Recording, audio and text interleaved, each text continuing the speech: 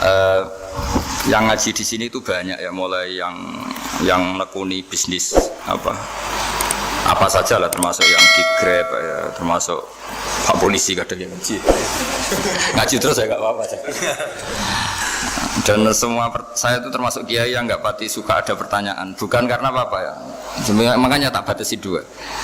Karena pertanyaan itu biasanya itu dipikir dari rumah, terus tema yang pokok itu gak pati di rumah, no, sementing kok iso takok. Iya, sehingga itu ya. Ini nama-nama yang jada tanya, caranya pejabat jodoh kan ribet nanti itu. Makanya ya, tapi ya senang saya ada pertanyaan ya senang. Cuma kenapa saya tidak membuka terbuka karena tema kita kan kiai ya, kiai itu kayak dokter, tahu misalnya saya tadi tema itu supaya orang itu tauhidnya kokoh karena zaman akhir itu yang paling mengkhawatirkan itu apa? Tauhid gitu. Tapi kalau tanya ini diberi hak, itu orang kan sudah punya pikiran sendiri mau ditanyakan, padahal itu subjektivitas dia. Sehingga tanya ya sudah sekadar, tapi ya nggak apa-apa, tetap saya senang, cuma nggak boleh banyak-banyak. Dua itu sudah kebanyakan. Yang kedua tak jawab dulu. Ketika kita punya orang tua yang punya hutang, jadi yang dibahas Nabi itu hutang dulu. Itu karena hak adami. Hak adami itu tuntutan. Jadi kalau dalam kitab fikih itu ada istilah haqqu wa mabniun alal musamaha wa haqqul adami mabniun alal musyahah. Jadi kalau hak Allah itu Allah lebih rileks. Karena Allah itu tidak butuh disembah, tidak butuh dipuja-puja, Allah sudah terlalu besar. Al-Qayyum sudah besar sendiri, sehingga Allah itu mudah, ngabaikan haknya itu mudah. Tapi kalau hak adami, bawaan manusia itu kalau hartanya dibawa orang itu ingat terus, sehingga harus diselesaikan. Maka Nabi kalau mau mensolatkan danya, tanya punya utang enggak? Tapi kalau orang itu misalnya enggak sholat atau apa, itu Nabi masih ringan. Yang ditanyakan imannya. Bukan berarti kita nyepelekan sholat, enggak. Tapi memang agama ini yang diprioritaskan itu hak adami. Sholat itu super penting, bukan penting lagi super penting. Makanya pertanyaan tadi tak teruskan dulu. Anak cucunya itu prioritas itu mikir utang dulu. Karena ini yang hak adami gitu. Ya. Nah setelah utang itu selesai, baru dipikirkan menurut sebagian ulama, anak ini boleh mengkodoi sholat yang ditinggalkan orang tuanya. Atau dikafaroi, misalnya per sholat nilainya sekian terus dibayarkan ke fakir miskin. Nah, tapi pertanyaan seperti ini sepertinya mengganggu itu begini, takutnya jadi masif. Jadi masif itu gini, berhubung ada solusinya. Ini yang tanya orang mana tadi itu? Solo, ini orang Solo ini harus dikasih tahu. Berhubung ada solusinya, jangan-jangan kita yang kaya. Misalnya Pak Yusuf atau Bu Sulis kaya. Kalau nak punya tabungan, nak saya tidak usah sholat ya, nanti gampang. Karena per sholat kan nilainya hanya sekian gitu. Umur saya kan paling tinggal berapa, itu cukup lah apa? Iya cukup untuk mengganti, itu kan ribet. Makanya solusi itu ya kadang tidak baik. Karena nanti dipakai saya naik dewi. Makanya dulu itu terkenal ada guyonan, seorang kiai ditanya, ini guyonan nyata. Pak Kiai, katanya Kiai itu orang suci, tapi kadang-kadang kok maksiat juga.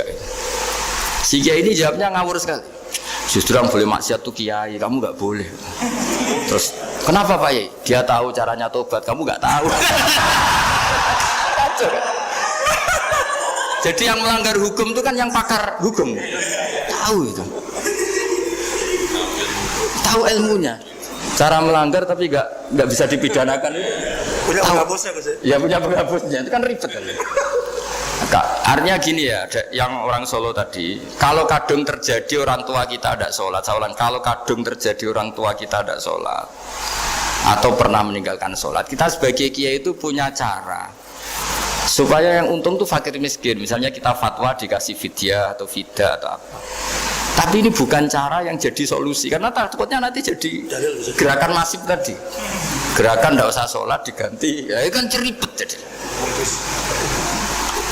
Tapi kalau sampai ingin berbuat baik sama orang tua yang nggak pernah sholat, saran saya satu, hak adamnya selesaikan dulu. Karena memang dalam syariat Islam nomor satu itu hak. Masyhur itu kan ketika ada jenazah, Nabi itu nggak tanya orang itu sholat nggak, dan tanya kan punya utang nggak gitu.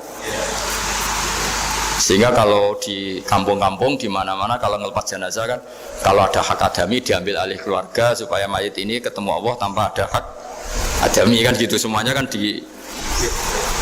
ya kan yang diselesaikan kan adami dulu, utang piutang itu tadi. Ya gitu ya, jadi enggak semua solusi itu baik karena takutnya tadi apa? Jadi gerakan tadi. Makanya kita jadi kiai sering bingung gitu karena mau enggak fatwa itu ada yang tanya, mau fatwa takutnya tadi. Misalnya kita kan paling umurnya tinggal berapa, dihitung saja per sholat, terus bilang ke anaknya, nak saya tidak usah sholat, nanti ini aja bayarkan, kan jadi ribet. Nah, yang pertanyaan pertama tadi tentang apa? Namanya ini Gus, apa penceramah. Menceramah. Itu agak provokatif. Beda itu ada dua, beda karena bodoh, nah, itu memang harus kita tinggalkan. Yang beda karena bodoh. Ada beda karena rumus ilmu, itu harus kita hormati. Saya punya sekian bukti beda ya, kalau karena bodoh tentu kita tinggalkan. Tapi kalau karena rumus ilmu yang beda, misalnya gini, saya kiai yang lama di kota, saya akan lama kerja di Jogja. Mungkin perasaannya orang kota itu kalau ketemu tetangga, misalnya saya kiai, udahlah kalau ketemu tetangga itu gak usah tanya. Ya kalau ketemu biasa aja, tidak usah tanya, tidak usah ramah, biasa aja. Itu mungkin bagus nasihat itu di kota, karena kalau di kota itu ketemu tonggo takok badhe tempundi mau kemana itu ganggu privasi. Sehingga bagian dari kebaikan baik sama tetangga ya jangan tanya, karena itu ganggu apa? Privasi. Tapi kalau di kampung dianggap sombong kan nggak tanya. Nah hal-hal seperti ini itu perbedaan karena ilmu. Memang di kota kulturnya seperti itu, di kampung seperti ini. Nah itu bukan perbedaan karena kondisi muqtadul hal, memang kondisinya berbeda. Ya kondisinya apa? Berbeda. Misalnya saya sebagai kiai kan bayangkan kiai itu suka lah ngaji ibadah. Terus kamu karena orang kota sukanya pizza, terus Gus kesini Gus ayo naik makan pizza bareng, kan saya malah terganggu. Kamu niatnya hormat tapi ganggu karena nah. Sehingga dulu sahabat, ini cerita sahabat, ada sahabat yang ditanya tabiin itu generasi setelah sahabat. Sifli wajah Rasulillah, tolong jelaskan ke kami wajah Rasulillah Shallallahu Alaihi Wasallam. Ini sahabatnya nangis.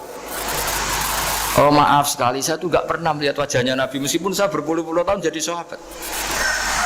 Juga gak pernah sowan Nabi. Saya sering jamaah sama beliau. Ditanya kenapa? Saya itu sungkan. Beliau terlalu wibawa. Jadi bentuk penghormatan sahabat ini kepada Nabi justru gak berani melihat wajahnya. Dan bukti penghormatan pada Nabi dia gak pernah sowan. Nabi itu punya anak, punya istri, punya cucu. Kalau sowan tuh ganggu. Sehingga dia cara berpikir ya itu bentuk hormatnya. Ya itu ya sah saja dia cara berpikir ditakdir begitu. Tapi ada beberapa sahabat yang justru saking cintanya sering melihat wajah Nabi, sering sowan Nabi. Itu hanya dia cara berpikir begitu. Ya kira-kira seperti itu. Jadi perbedaan itu ada dua, ada yang karena bodoh, itu tidak kita ikuti. Tapi ada perbedaan karena pengetahuan. Ya kalau karena pengetahuan harus kita ikuti karena memang itu, ya itu kan urusan sudut pandang. Dulu ketika Mekah dikuasai Sayyidina Umar, setelah Fathu Mekah dan Umar sudah kuat betul, itu banyak sahabat yang dulunya orang Mekah. Itu sama Umar disuratin, cobalah kembali ke Mekah. Di Mekah itu kamu sholat di Masjid Haram sebagaimana 1000 sholat. Sekarang Mekah aman milik kamu, silahkan kembali ke Mekah. Tapi jawabnya sahabat itu nggak mau. Paling di Mekah hanya dapat pahala 1000 sholat. Tapi kalau mengislamkan orang di daerah-daerah pedalaman itu dakbul ambiya. Ciri khas Nabi itu yang membenarkan orang itu, bukan di satu tempat. Terus sampai nambahi surat ini, wa alam anal ardo lam tuqaddis ahad, dan bumi itu tidak bisa loh mensucikan orang. Abu Lahab itu orang Mekah, Abu Jahal orang Mekah, tapi tetap begitu. Akhirnya jenis ini berpikir, ya sudah agak di Mekah nggak apa-apa. Andai kan Mekah itu bisa mensucikan orang, nggak ada Abu Jahal, nggak ada Abu Lahab. Akhirnya para sahabat nggak kembali ke Mekah, tapi berkelana ke Syria, ke Syam. Akhirnya ada Islam di mana-mana. Tapi ada juga yang Mekah itu kota suci, harus diisi orang-orang suci supaya yang brengsek-brengsek nggak di sana. Ya sudah, cara berpikir begitu. Nah ini cerita ya. Jadi sudah, kalau perbedaan karena ilmu, ya sudah memang karena ilmu. Nah itu nggak apa-apa. Nah kalau sampean tanya, lalu bedanya apa Gus? Yang beda karena ilmu karena, ya lihat saja kalau dia orang pinter bacanya banyak, berarti bedanya karena ilmu. Tapi kalau nggak pinter kok berbeda ya berarti karena tidak tahu.